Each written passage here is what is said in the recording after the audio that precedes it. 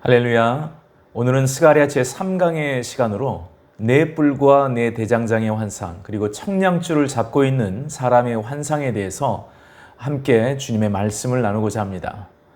그리스도인에게 있어 누구나 고민하면서 풀지 못하는 수수께끼 같은 명제 하나를 꼽으라고 한다면 그것은 바로 과연 나는 하나님의 뜻을 알 수 있는가? 라는 질문일 것입니다. 물론 이러한 고민의 100% 완전한 해소는 주님의 날, 즉 사도 바울의 고백처럼 우리가 지금은 거울로 보는 것 같지만 바로 그 주의 날에는 얼굴과 얼굴을 대하여 볼 것이며 지금 내가 부분적으로 알지만 그때에는 주께서 나를 아신 것 같이 내가 온전히 알리라 라는 말씀처럼 우리의 이러한 고민은 바로 그날에 끝날 것입니다. 20세기 가장 영향력 있는 설교가 중에 한 분이었던 조지 트루엔 목사님은 늘 강조했던 말씀 하나가 있습니다. 그것이 바로 하나님의 뜻에 대한 것이었는데요.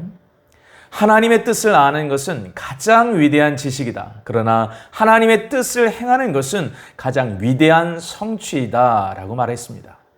세상이 추구하는 최고 가치가 자아 실현이라고 한다면 그리스도인의 최고 가치는 분명 하나님의 뜻의 실현일 것입니다. 바로 그것이 성경을 통하여 모든 그리스도인의 삶 속에 나타나길 원하시는 하나님의 뜻인 것이죠. 자, 그렇다면 가장 중요한 그 하나님의 뜻을 발견하는 길은 과연 무엇이 있을까요? 성경은 크게 6가지를 우리에게 제시합니다. 첫째는 성경입니다. 시편 119편 105편에 보면 주의 말씀은 내 발의 등이요 내 길의 빛이니이다 라고 말씀하죠. 성경은 지도라기보다는 나침판이다 라는 말처럼 하나님의 뜻을 분별하는 것은 성경은 인생의 방향을 점검하고 수정해주는 가장 큰 그림이라 할 수 있습니다. 자, 두 번째 하나님의 뜻을 알 수 있는 방편, 기도입니다. 하나님의 뜻과 기도와의 연관성에 대해 골로새서 1장 9절만큼 자세히 설명한 것은 없죠. 이로써 우리도 듣던 날부터 너희를 위하여 기도하기를 그치지 아니하고 구하노니 너희로 하여금 모든 신령한 지혜와 총명에 하나님의 뜻을 아는 것으로 채우게 하시고 라고 말씀합니다. 하나님의 사람들이 중요한 시점에 실수하는 가장 큰 원인 중에 하나는 어떻게 해야 할지를 하나님께 기도하지 않는 성급함에 있다 할 것입니다. 자, 세 번째 하나님의 뜻을 아는 방편은 생각입니다. 빌립보서 2장 25절에 보면 하나님의 뜻이 우리의 생각 가운데 임할 수 있음을 말하며 우리의 온전한 생각이 중요함을 언급하죠. 자, 넷째 하나님의 뜻을 알 수 있는 방편, 표징입니다. 사사 기드온이 하나님의 큰 용사로서의 부르심을 받았을 때에 여호와께 구한 것은 다름 아닌 표징이었습니다. 다섯 번째는 우리 일상에서 종종 경험하는 하나님의 사람들의 말을 통해 하나님의 뜻이 전달되는 경우라 할 수 있는데요. 성경의 대표적인 예로 고넬료와 베드로와 고넬료의 만남이 그것이라 할 수 있습니다. 바로 그들의 개인적인 만남을 통해서 장차 예루살렘에 머물고 있던 복음이 바로 열방으로 물꼬를 트게 한 이방 선교의 열쇠가 되었다는 사실을 누가 알았겠습니까? 사도행전 15장에 보면 예루살렘 공회를 통해서 공식적으로 이방 선교가 용인된 결정적인 계기는 다른 게 아니었습니다. 바로 고넬료와 베드로의 만남. 그들의 만남을 통해서 임하신 하나님의 뜻이 바로 선포되는 현장이 예루살렘 공회였던 것이죠. 자, 마지막 여섯 번째는 오늘 본문 스가랴서와 연관성이 있는 환상과 천사와 예언의 말씀 또는 꿈을 통한 방편인데요. 총 8개로 구성된 스가랴에 임한 환상은 이스라엘 백성의 그 장래 회복을 메시지하는 하나님의 뜻의 8가지의 영적 퍼즐들이었던 것입니다. 자, 이와 같은 8가지 방편들은 오늘을 살아가는 모든 하나님의 백성들에게도 적용될 수 있는 하나님의 뜻의 전달 통로인 것이죠. 첫 번째 환상인 화석류 나무 사이에 선 사람들의 환상을 통해서 지난 시간 성전 재건의 잠정적 실패에도 불구하고 그들과 늘 함께 하시고 계시는 하나님, 그리고 함께 동행하실 뿐만 아니라 그들에게 메시아 왕국이란 대망을 계속해서 흘려보내주고 계시는 그 하나님의 계시가 낙심 가운데 있던 성전 재건의 꿈을 다시금 꿈꾸게 하는 희망의 기폭제가 됨을 보았습니다. 오늘은 그 두 번째 환상과 세 번째 환상을 살펴보는 시간으로 먼저 두 번째 환상에 대한 스가랴서 1장 18절로 21절의 말씀을 함께 보기를 원합니다. 내가 눈을 들어 본즉 네 개의 뿔이 보이기로 이에 내가 말하는 천사에게 묻되 이들이 무엇이니까 하니 내게 대답하되 이들은 유다와 이스라엘과 예루살렘을 흩뜨린 뿔이니라. 그때에 여호와께서 대장장이 4명을 내게 보이시기로 내가 말하되 그들이 무엇하러 왔나이까 하니 대답하여 이르시되 그 뿔들이 유다를 흩뜨려서 사람들이 능히 머리를 들지 못하게 하니 이 대장장이들이 와서 그것들을 두렵게 하고 이전에 뿔들을 들어 유다 땅을 흩뜨린 여러 나라의 뿔들을 떨어뜨리려 하느니라 하시더라. 아멘. 자, 일명 네 뿔과 네 대장장이의 환상이라고 하는 이 두 번째 환상에 담긴 하나님의 뜻은 그렇다면 과연 무엇일까요? 우리는 먼저 그 단서를 찾기 위해 뿔이 의미하는 바를 살펴볼 필요가 있습니다.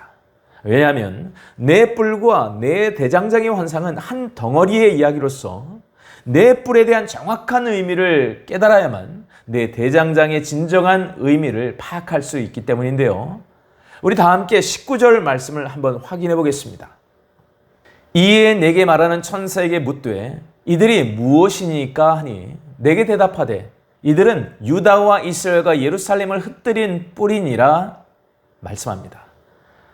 자, 여러분, 성경에서 의미하는 뿔은 대개 힘과 권세 또는 세력을 가진 나라들을 상징하는데요. 하지만 놓치지 말아야 되는 사실 하나가 있습니다.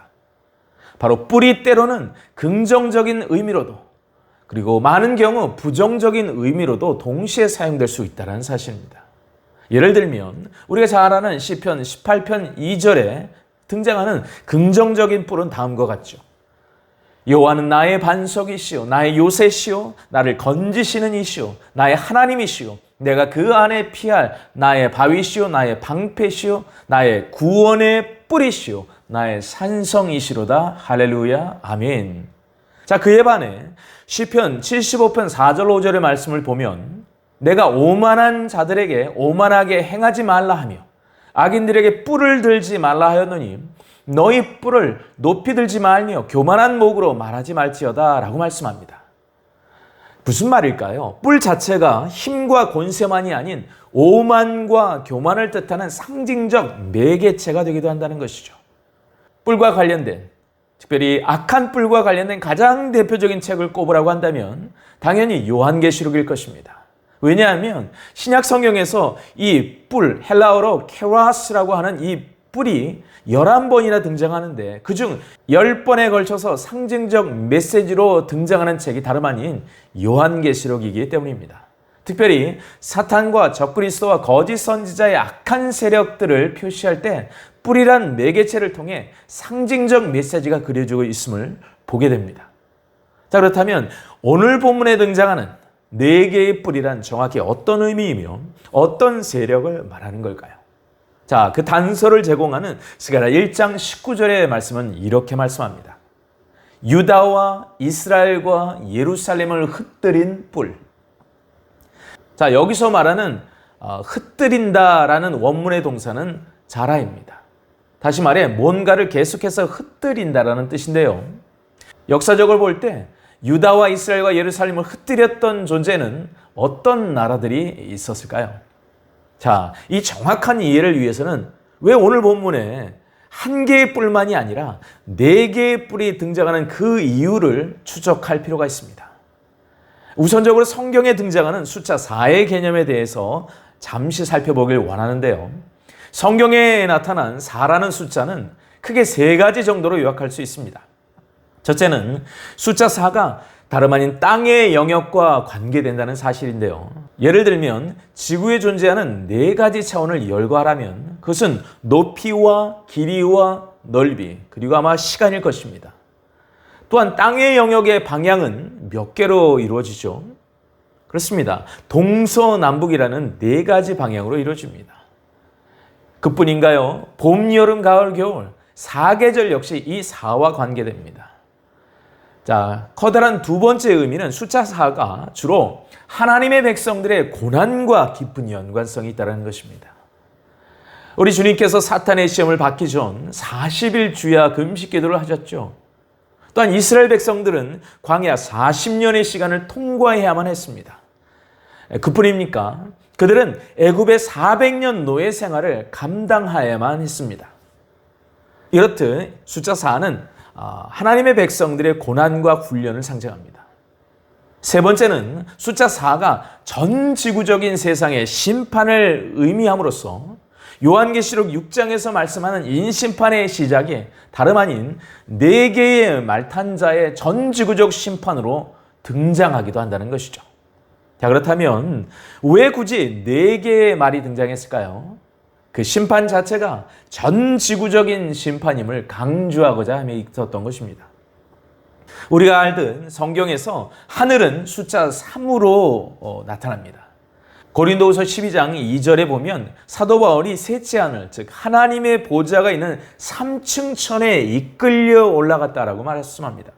반면 땅을 나타내는 숫자는 4입니다. 그런데 우리가 여기서 오해하지 말아야 하는 것은 숫자 3이 하늘의 숫자라서 하나님의 뜻을 가리키고 숫자 4는 땅의 숫자라서 인간의 뜻을 나타낸다고 오해한다는 점입니다. 그렇지 않습니다. 숫자 3도 그리고 숫자 4도 사실은 모두 다 하나님의 뜻을 나타내기 위함이라는 것입니다. 여러분, 우리가 잘 아는 주기도문의 말씀인 마태복음 6장 10절에 보면 이렇게 말씀하죠. 뜻이 하늘에서 이루어진 것처럼 이 땅에서도 이루어지이다. 영어로는 Your kingdom come, your will be done on earth as it is in heaven 라고 말씀하죠. 결국 하늘과 땅도 모두 다 하나님의 뜻이 펼쳐지고 이루어지는 하나님의 나라라는 의미인 것입니다. 자, 그래서 이 3과 이 4를 합한 수, 완전수라고 불리우는 이 7의 뜻은요, 하늘에 두신 하나님의 그 뜻이 이 땅에서 이루어지고 완성하신다라는 의미인 것입니다. 그러므로 7은요, 하나님의 역사의 완전함을 나타낼 때 사용하는 것이죠. 여기서 변치 않은 사실, 하나님은 하늘과 땅의 주권자이시라는 것이며 모든 역사를 주관하는 분이시라는 사실을 여러분 믿으시기 바랍니다. 때문에 오늘 본문에 등장하는 네 뿔의 환상 역시 거기에 흐르는 표면적인 뜻은 무엇인가? 하나님의 백성을 어렵게 하는 나쁜 세력, 나쁜 나라로 이해될 수 있을지라도 그 이면에 흐르는 궁극적인 의미는 그 역시도 하나님의 뜻과 경륜 안에 펼쳐지는 하나님의 역사임을 인지할 필요가 있다는 것입니다. 자, 그렇다면 유다와 이스라엘과 예루살렘을 흩뜨린 힘과 세력을 가진 나라들은 어떤 나라들이 있을까요? 이스라엘의 역사의 책장을 들춰보면 흩뜨림과 관계된 네 나라를 추정할 수 있습니다. 첫째는 북이스라엘을 흩뜨린 아수르, 둘째는 남유다를 흩뜨린 바벨론, 그리고 셋째와 넷째는 이스라엘을 괴롭혔던 애굽과 아람을 들 수 있을 것입니다. 그런데 또 다른 견해가 있습니다. 그 네 뿔의 숫자 4와 관련된 지정학적인 사방의 의미, 즉 동서남북으로 이스라엘을 괴롭혔던 바로 그러한 나라들이죠. 북쪽의 사마리아와 아시리아와 바벨론, 그리고 남쪽의 애굽, 그리고 서쪽의 가나안 원주민인 블레셋 족속, 그리고 가나안 7족속과 더불어 요단 동편으로는 암몬, 모압까지 보는 보다 폭넓은 해석도 있습니다. 자, 여하튼 이 네 뿔에 대한 정체성에 대해서는 학자들마다 의견이 분분합니다. 하지만 그럼에도 불구하고 모두 다 동의하는 딱 한 가지 분명한 사실이 있습니다. 그것이 무엇인가? 바로 네 개의 뿔의 의미가 근본적으로는 하나님의 백성을 괴롭히는 적대 세력이라는 점이죠. 이것은 세대를 뛰어넘어 영적인 전쟁을 치르고 있는 우리 모든 크리스찬들이 공감할 수 있는 부분이기도 합니다. 자, 그렇다면 이런 아픈 현실에 대한 네 뿔의 환상은 거기에서 끝나버린 환상입니까? 아니요, 그렇지 않다는 거예요. 이 네 뿔의 환상 이후에 동시에 연이어서 또 하나의 환상이 주어집니다. 그것이 바로 네 대장장이의 환상입니다. 사랑하는 여러분, 이 단어가 특별한 이유는 대장장이란 단어 자체가 사실은 심판과 구원이라는 메시지를 동시에 담고 있는 그런 카리스마적 단어라는 것입니다. 여러분, 이 단어의 히브리어가 무엇인가? 카라심이라고 하는데요. 그 뜻을 살펴보니 뭔가를 자르거나 뭔가를 새기거나 뭔가를 때리거나 뭔가를 친다라는 의미의 히브리 동사 카라슈에서 유래했습니다. 자, 이 대장장이라는 단어를 연구하다 보니까 한 가지 흥미로운 사실을 발견하게 되었는데요. 과거 저희 가족이 미국에서 오래 살다 보니까 TV나 매스미디어를 통해서 전 세계 뉴스를 많이 접할 기회가 있었습니다. 근데 그때 가장 흔하게 접했던 성씨 중에 하나가 무엇인가? 다름 아닌 스미스라는 성이었습니다. 여러분 잘 아시는 가장 유명한 경제학자, 국부론의 저자인 영국의 아담 스미스가 있는데요. 그분의 성 역시 스미스입니다. 그런데 사실은 그 스미스의 뜻이 말이죠. 오늘 스가랴서에 등장하는 대장장이란 뜻이라는 거 아십니까? 왜 그럴까요?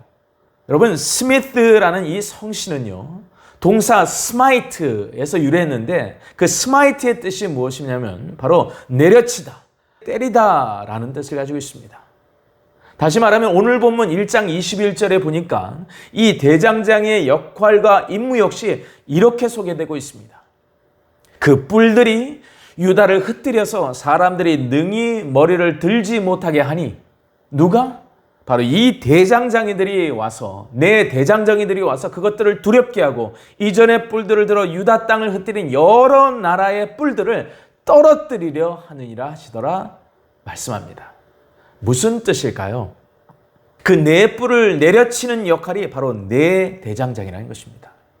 한 명의 대장장이만이 아닌 네 명의 대장장이가 등장하는 이유 역시 모든 세대에 모든 지역에 걸쳐 대적하는 그 적들의 세력이 있기 때문에 그들을 물리치기 위해 주어지는 하나님의 세력 역시 네 대장장이로서 등장한다는 것이죠. 사랑하는 성도 여러분, 우리가 아는 성경의 스토리 중에 이 내려치다, 때리다라는 동사 카라시에 사용된 대표적인 두 사건이 있습니다. 첫째는요, 다름 아닌 출애굽 10재앙이 임할 때 애굽에 베풀어지는 첫 번째 재앙이 무엇입니까? 나일강이 피로 변하는 사건이었습니다. 근데 그때 모세가 어떤 행위를 하냐면 바로와 그의 신하의 목전에서 지팡이를 들어서 나일강을 세게 쳐버립니다. 바로 그때 그 물이 다 피로 변하고 말았다는 것이죠. 또 한 가지, 어쩌면 우리가 반드시 오늘 환상의 사건과 연동해서 기억해야 하는 사건 하나가 있습니다. 그 유명한 느부갓네살 왕이 꾼 그 큰 신상의 꿈. 여러분 잘 아시는 순금으로 된 머리, 은으로 된 가슴과 두 팔, 그리고 노스로 된 널쩍다리, 철로 된 종아리, 그리고 철과 진흙이 섞인 발의 신상에 무엇이? 산에서 날아온 뜨인 돌에 의해서 박살이 나는 장면이 나오는데요. 우리 다 함께 다니엘서 2장 34절과 45절의 말씀 읽어보겠습니다. 또 왕이 보신즉 사람의 손으로 하지 아니하고 뜨인 돌이 신상의 철과 진흙의 발을 쳐서 부서뜨리매. 아멘. 45절. 왕이 사람의 손으로 아니하고 산에서 뜨인 돌이 철과 놋과 진흙과 은과 금을 부서뜨린 것을 보신 것은 그 신 하나님이 장래일을 왕께 알게 하신 것이라 이 꿈이 참되고 이 해석이 확실하니이다 라고 말씀합니다. 여러분, 역사 가운데 있었던 바벨론 제국, 그리고 메데바사, 그리고 그리스 제국, 로마 제국, 그리고 그동안의 모든 제국을 지탱해왔던 마지막 때의 적그리스도 제국이 한순간에 날아온 뜨인 돌이 그 거대한 신상에 발을 쳐서 철저하고 완벽하게 무너뜨리는 그 사건. 그때 사용된 단어 역시 쳐서 깨뜨리다 라는 뜻의 스마이트라는 동사가 사용되고 있습니다. 특별히 이 다니엘의 큰 신상에 대한 꿈은요, 재림하실 예수 그리스도께서 마지막 때의 적그리스도 제국을 완전히 무너뜨리는 그 심판과 함께 도래할 메시아 왕국을 힌트하고 있다는 사실입니다. 다니엘서 2장 35절에 이런 말씀이 나옵니다. 그때에 쇠와 진흙과 놋과 은과 금이 다 부서져 여름 타작 마당에 겨같이 되어 바람에 불려 간 곳이 없었고 우상을 친 돌은 어떻게 태산을 이루어 그리고 어떻게 온 세계에 가득하였나이다 라고 말씀합니다. 날아온 뜨인 돌이 어떻게 되었다고 말씀합니까? 점점 커져서 태산을 이루어 온 세계에 가득하게 되었다라고 말씀합니다.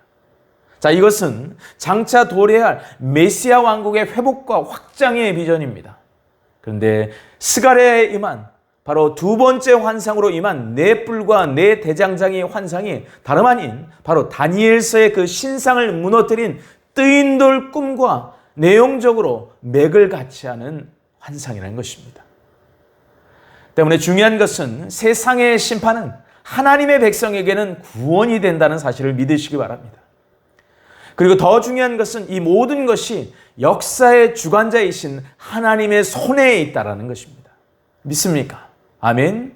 다니엘서 2장 21절로 22절은 이렇게 말씀하죠. 그때에 계절을 바꾸시며 왕들을 폐하시고 왕들을 세우시며 지혜자에게 지혜를 주시고 총명한 자에게 지식을 주시는도다. 22절 그는 깊고 은밀한 일을 나타내시고 어두운 데에 있는 것을 아시며 또 빛이 그와 함께 있도다. 아멘. 사랑하는 성도 여러분, 우리에게 다가온 차가운 현실과 아픈 고통에도 우리가 마음의 눈을 들어 주를 바라보고 일어서시길 주님의 이름으로 권면드립니다. 방금 읽은 다니엘서 2장 22절 이렇게 분명히 말씀하지 않습니까? 하나님은 어두운 데에 처한 상황을 아시며 그러나 또한 빛이 그와 함께 있도다 말씀합니다. 사랑하는 여러분, 여러분에게 세상을 이기고 승리하는 영광의 빛이 다시 한번 강력하게 임하시길 주님의 이름으로 축복합니다. 우리를 공격하는 모든 유형의 뿔과 무형의 뿔의 공격은요, 하나님의 능하신 손에 있는 망치로 깨뜨려질 것입니다. 믿습니까? 혹여 여러분 마음 가운데 내가 알지 못하게 박혀있는 적들의 뿔이 있다면, 만일 그렇다고 한다면 오늘 하나님의 손에 드신 그 심판의 망치이자 구원의 망치로 그 뿔들을 향하여 이렇게 외치시기를 축원합니다. 나사렛 예수 그리스도의 이름으로 명하노니 소멸될지어다. 할렐루야. 아멘. 우리는 지금 마지막 때를 살고 있습니다. 이 네 뿔과 네 대장장이의 환상이 오늘을 사는 우리에게 중요한 이유는 우리 주님 재림하실 때 모든 적그리스도 세력을 철저하게 심판하시고 깨뜨리실 왕의 왕으로 오실 바로 그 공의의 예수님, 바로 그 구원의 예수님의 모습을 힌트하고 있기 때문입니다. 사랑하는 여러분, 계시록 19장 19절로 21절은 이렇게 말씀합니다. 또 내가 보매 그 짐승과 땅의 임금들과 그들의 군대들이 모여 그 말 탄 자와 그의 군대와 더불어 전쟁을 일으키다가 짐승이 잡히고 그 앞에서 표적을 행하던 거짓 선지자로 함께 잡혔으니 이는 짐승의 표를 받고 그의 우상에게 경배하던 자들을 표적으로 미혹하던 자라. 이 둘이 산채로 유황불 붙는 못에 던져지고 그 나머지는 말 탄 자, 바로 예수 그리스도의 입으로부터 나오는 검의 죽음에 모든 새가 그들의 살로 배불리더라 말씀합니다. 역사의 중대한 전환점을 숨쉬며 살아갔던 그 스가랴의 비전이 우리에게도 중요한 이유는 하나님께서 우리를 반드시 승리케 하신다는 약속 때문입니다. 사랑하는 여러분, 이것을 위해 먼저 우리는 우리의 마음을 온전히 주께로 돌이켜야 되는 줄 믿습니다. 오늘이 바로 그런 하나님의 역사가 새로운 차원으로 펼쳐지는 아름다운 영적 현장이 되시길 주님의 이름으로 축복합니다. 자, 그렇다면 세 번째 환상은 무엇일까요? 스가랴 2장은 이렇게 문을 열고 있습니다. 내가 또 눈을 들어본 즉 한 사람이 측량줄을 그의 손에 잡았기로 내가 어디로 가느냐 물은 즉 그가 내게 대답하되 예루살렘을 측량하여 그 너비와 길이를 보고자 하노라 하고 말할 때에 아멘. 자, 이 환상은 일명 측량줄을 잡고 있는 사람의 환상이라고 말합니다. 그런데 이 환상에 심으신 하나님의 뜻을 정확히 알기 위해서는요, 특별히 중요한 세 가지 질문을 던질 필요가 있다는 것이죠. 그 첫째는 무엇인가? 환상에 등장하는 측량줄을 잡은 그 사람의 정체는 과연 누구인가입니다. 두 번째 질문은 그 사람은 진정 무엇을 측량하고자 했던 것일까? 이며 세 번째는 그 측량의 행위 자체가 궁극적으로 목적하는 바는 과연 무엇인가? 입니다. 여러분, 그렇다면 여기에서의 측량줄이란 과연 어떤 것을 말하는 걸까요? 우리에게 익숙하지 않은 이 단어, 측량줄이란 이 단어는요, 어떤 물건이나 공간을 재는 자를 의미합니다. 사실 성경에서 단일권으로 이 측량과 관련된 내용이 가장 많이 등장하는 성경 하나를 꼽으라고 한다면 그것은 단언컨대 에스겔서일 것입니다. 특별히 에스겔서 40장부터 48장의 내용은 장차 메시아 왕국 때에 재건될 천년왕국 성전에 대한 포괄적인 내용이 아주 상세하게 기록되어 있는데요. 이 측량줄이라는 것이 특별히 성전 또는 예루살렘 성읍과 관련될 때 등장하는 환상의 특별한 단어임을 여러분 기억하시길 바랍니다. 또 하나, 오늘 스가랴 본문에 등장하는 측량줄을 손에 쥔 자가 누구인가가 굉장히 중요합니다. 동일한 측량줄과 측량자를 가지고 등장했던 에스겔서 40장 3절에서 그가 누구인지에 대한 단서를 발견할 수 있습니다. 에스겔서 40장 3절은 이렇게 말씀합니다. 나 에스겔을 내리시고 거기에 이르시니 모양이 녹같이 빛난 사람 하나가 손에 삼줄과 측량하는 장대를 가지고 문에 서 있더니 라고 말씀합니다.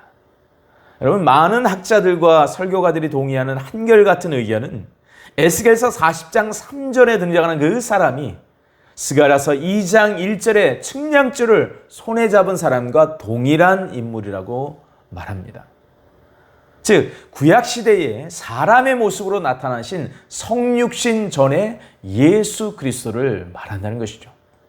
자, 그렇다면 왜 하나님께서는 세 번째 환상으로서 성전이 아닌 성전을 포함한 성 전체의 치수를 재는 바로 측량줄을 손에 잡은 사람의 환상을 보여주셨던 걸까요? 주님께서 멈춰버린 성전 재건 사역을 다시금 시작하는 주어가 되시겠다는 것입니다. 또한 그분이 재는 것은 성전의 치수가 아니라 그것은 기본이고 성의 치수였다는 거예요. 무슨 뜻입니까? 성전 재건은 물론이거니와 예루살렘 성읍이 장차 성벽이 없는 성읍이 되는 그 역사적 사건의 주어가 되시겠다는 사실. 사랑하는 성도 여러분, 우리의 삶의 형통은 다른 것이 아닙니다. 주님이 주어가 되시는가에 달려 있습니다. 우리의 가난한 마음 가운데 새 일을 시작하시는 주님이 주어가 되어 주시는 인생.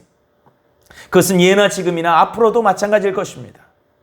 구속사의 모든 시간이 지나고 영원한 새하늘과 새 땅과 새 예루살렘의 모습을 가장 대변하는 모습은 무엇입니까?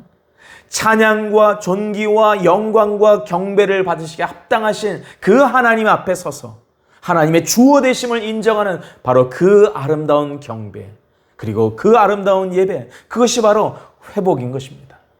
우리 다 함께 스가랴서 2장 2절 그리고 4절로 5절의 말씀 함께 같이 읽어볼까요? 내가 어디로 가느냐 물은즉 그가 내게 대답하되 예루살렘을 측량하여 그 너비와 길이를 보고자 하노라. 4절, 예루살렘은 그 가운데 사람과 가축이 많으므로 성곽 없는 성읍이 될 것이라. 5절, 여호와의 말씀에 내가 불로 둘러싼 성곽이 되며 그 가운데에서 영광이 되리라. 아멘. 사랑하는 성도 여러분, 우리가 기억하고 또 기억해야 하는 하나님의 약속이 무엇입니까? 성곽 없는 성읍입니다. 네, 그렇습니다. 측량줄의 목적은 단지 재건될 성전의 치수를 재기 위함에 국한된 것이 아니었어요. 성전은요, 물론이거니와 예루살렘 도시 전체의 치수를 재기 위함에 있다는 것입니다. 사실 성곽 없는 성읍은 스가랴에게는 이해할 수 없는 표현이었을 거예요. 왜냐하면 당대의 성곽 없는 성읍 자체가 어불성설이었기 때문입니다. 여기서 성곽은 성벽을 의미하는 거 아시죠? 때문에 적들과의 전쟁에서 성곽이 없다는 것은요, 바로 패배를 의미했습니다.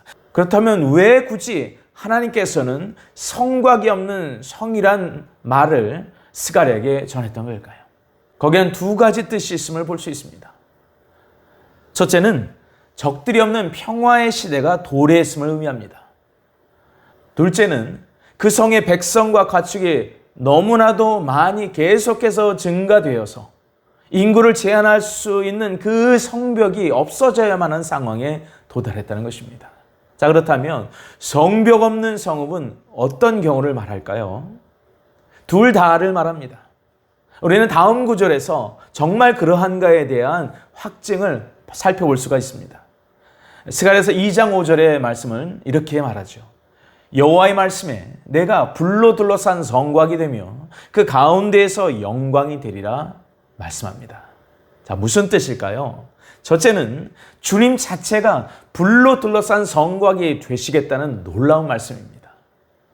여러분, 성곽 없는 성읍을 떠올릴 수 있는 성경의 역사적 사건이 있었을까요? 네, 있습니다. 여러분, 출애굽한 이스라엘 백성들이 허허벌판 광야에서 아무것도 막혀 있지 않은 그 광야에서 최고의 안전장치가 되었던 것이 무엇이었습니까? 낮에는 구름기둥, 밤에는 불기둥으로 인도하고 보호하신 하나님의 임재였습니다. 하나님이 그들의 피난처가 되어주시겠다는 그 약속이야말로 고국에 돌아와 사마리아 주변의 적들로부터 위협을 받고 낙심 가운데 15년 동안 보내게 된 그들의 마음속을 다시 한번 일으키고 위로하며 격려하는 강력한 메시지는 없었을 거예요. 두 번째, 성곽 없는 성읍이 가능할 수 있는 경우는 어떤 모습이라고요? 스가랴 2장 4절은 이렇게 말씀합니다. 예루살렘은 그 가운데 사람과 가축이 많으므로 성곽 없는 성읍이 될 것이라. 아멘. 성벽으로 제한할 수 없을 만큼, 아니 성벽이 필요치 않게 된 그 충만의 상태로 인해서 성곽이 필요 없는 성읍이 될 것이라는 사실입니다. 사랑하는 여러분, 이것을 달리 말하면 충만입니다. 영어로 fullness예요. 충만. 부흥과 영광이 흘러넘쳐 충만한 상태. 어떠한 추상적인 개념의 충만이 아닙니다. 이것은요, 사람이 진짜 많다는 거예요. 그리고 이것은요, 진짜 가축도 많다라는 것입니다. 문자적 의미로. 그래서 천년왕국 때 임하게 될 이 땅의 충만한 모습을 바로 성곽 없는 성읍으로 말씀하고 계시는 것입니다. 때문에 성곽 없는 성읍이란 당대를 말한다기보다는 예수님이 재림하신 이후 지상에서 1000년 동안 통치하실 메시아 왕국의 도래를 힌트하고 있는 말씀인 것입니다. 그렇습니다. 스가랴서 2장 4절은요, 많은 사람만이 아닌 많은 가축도 있을 것임을 예언합니다. 그런데 이사야서 65장 25절을 보니까 동물과 관련된 천년왕국의 모습이 이렇게도 묘사되어 있습니다. 이리와 어린 양이 함께 먹을 것이며 사자가 소처럼 짚을 먹을 것이며 뱀은 흙을 양식으로 삼을 것이니 나의 성산에서는 해함도 없겠고, 나의 성산에서는 어떻게 해요? 해함도 없겠고 상함도 없으리라 여호와께서 말씀하시니라. 아멘. 자, 어떻게 이것이 가능합니까? 이유는 간단합니다. 주님이 불성곽이 되어주시며 영광의 주님이 함께 거하시기 때문입니다. 그러므로 두려워하지 말라는 거예요. 하나님을 신뢰하라는 것입니다. 내가 성전 재건과 성읍을 재건하는 주어가 되어주시겠다는 겁니다. 이것은 15년 동안 멈춰진 영적인 시계를 다시금 살리는 생명의 메시지가 됩니다. 하지만 또 하나 이 비전을 주신 목적이 있습니다. 예루살렘에 돌아오지 않는 바벨론에 여전히 머물고 있는 하나님의 백성들 향한 콜링을 위한 환상의 메시지였던 것입니다. 우리 다 함께 스가랴서 2장 6절로 9절의 말씀 함께 같이 읽겠습니다. 오호라, 너희는 북방 땅에서 도피할지어다. 여호와의 말씀이니라. 이는 내가 너희를 하늘 사방에서 바람같이 흩어지게 하였음이니라. 여호와의 말씀이니라. 바벨론 성에 거주하는 시온아, 이제 너는 피할지니라. 만군의 여호와께서 이같이 말씀하시되 영광을 위하여 나를 너희를 노략한 여러 나라로 보내셨나니 너희를 범하는 자는 그의 눈동자를 범하는 것이라. 내가 손을 그들 위에 움직인 자 그들이 자기를 섬기던 자들에게 노략거리가 되리라 하셨나니 너희가 만군의 여호와께서 나를 보내신 줄을 알리라. 아멘.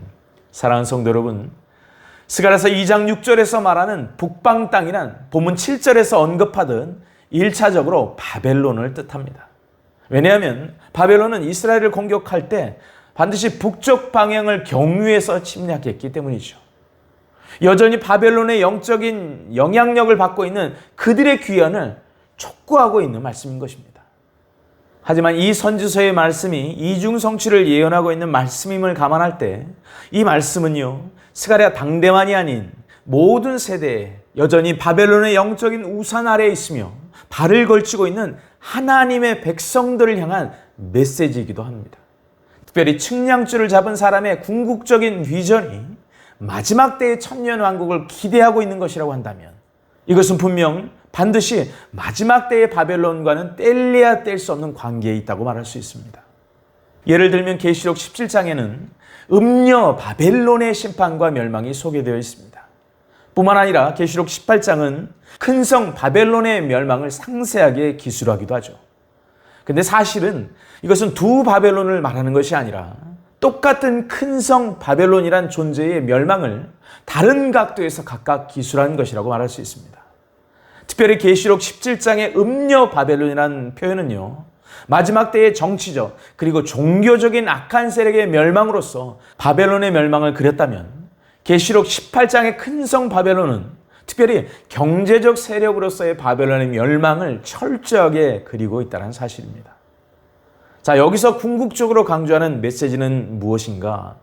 힘과 권세와 재물로 대표되는 화려한 세상의 바벨론은 종국에는 참혹하게 심판받게 될 것임을 반복적으로 주님께서 강조하며 보여주고 계시다는 것입니다. 따라서 하나님께서는 세상의 달콤함에 푹 젖어서 자기들이 어디로 가고 있는지도 모른 채 바벨론 세력의 영향 아래 머물며 잠들어 있는 하나님의 백성들을 향해서 내 백성아 거기서 나와, 내 백성아 거기서 나와야 되라고 외치고 계시는 현장인 것입니다. 사랑하는 성도 여러분, 과거 이 북방 땅에서 도피했던, 바로 바벨론 땅에서 도피했던 가장 좋은 역사적 믿음의 모델에는 누가 있는 걸까요? 그렇습니다. 바로 아브라함이 그 주인공입니다. 믿음의 조상 아브라함의 믿음의 여정을 추적하다 보면 그 출발점이 어디입니까? 성경은 우리에게 그곳이 갈대아 우르라고 말씀합니다. 갈대아 우르에서 나오는 곳에서 아브라함의 믿음의 여정은 출발했던 것이죠. 그렇다면 당시 왜, 어찌하여서 메소포타미아 문명의 발상지였던 갈대아 우르, 소위 모든 환경과 조건이 화려했던 그곳, 바로 바벨론을 떠나는 것으로 믿음의 조상의 신앙 여정은 시작되고 있는 걸까요? 그곳에 있으면 구원받을 수 없기 때문이라는 거예요. 악한 가치관과 세력으로 점철된 그 우상의 도시 갈대아를 다른 말로, 그래서 성경은 바벨론이라고 하는 것입니다. 사랑하는 여러분, 믿음의 조상인 아브라함은 그렇게 갈대아 우르인 바벨론으로부터 나와서 광야를 거쳐 약속의 땅인 가나안으로 들어가야 하는 하나님의 백성 전체의 삶을 웅변적으로 미리 보여주고 있는 것입니다. 특별히 마지막 때를 살아가는 백성들에게는 믿음을 지키는 그 싸움을 어떻게 해야 하는지를 힌트하고 있습니다. 믿음 때문에 바벨론을 떠나는 그 출발이 옳다라는 거예요. 그런 너희를 내가 눈동자처럼 불성곽처럼 영광의 임재함으로 보호하시겠다는 하나님의 의지, 그리고 하나님의 열심, 동시에 지금까지 이어져온 뿔과 같은 모든 무형과 유형의 모든 바벨론 세력을 하나님의 망치로 산산히 쳐서 철저하게 부수시겠다는 것입니다. 그래서 나오라는 거예요. 사랑하는 여러분, 그렇다면 이것이 우리 각자의 삶에는 어떤 의미로 적용을 될 수 있을까요? 힘과 쾌락과 우상으로 물든 바벨론의 영적 원리를 따르는 삶의 모든 영역을 떠나라는 주님의 촉구입니다. 예레미야 51장 7절로 9절의 말씀은 다음과 같이 다른 표현으로 말씀하고 있습니다. 바벨론은 여호와의 손에 잡혀 있어 온 세계가 취하게 하는 금잔이라. 뭇 민족이 그 포도주를 마심으로 미쳤도다. 바벨론이 갑자기 넘어져 파멸되니 이로 말미암아 울라. 그 상처를 위하여 유향을 구하라. 혹 나으리로다. 우리가 바벨론을 치료하려 하여도 낫지 아니한즉 버리고 각기 고향으로 돌아가자. 그 화가 하늘에 미쳤고 궁창에 달하였음이로다. 여호와께서 우리의 공의를 드러내셨으니 오라 시온에서, 어디에서? 시온에서 우리 하나님 여호와의 일을 선포하자. 할렐루야, 아멘. 사랑하는 여러분, 우리가 인생을 살다 보면 비틀거리는 순간을 맞이할 수 있습니다. 신앙의 사람도 흔들릴 수 있어요.